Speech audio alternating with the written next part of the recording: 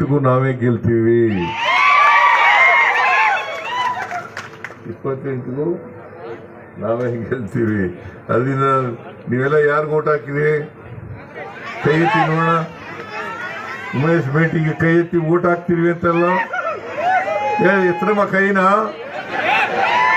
Vote ಹಾಕೋದಿಲ್ಲ, ಕೈ ಎತ್ತಿ. ದಯಮಾಡಿ 9ನೇ ತಾರೀಕು ಇವ್ರ ನಂಬರು 1 ಚಿಹ್ನೆ ಹಸ್ತ.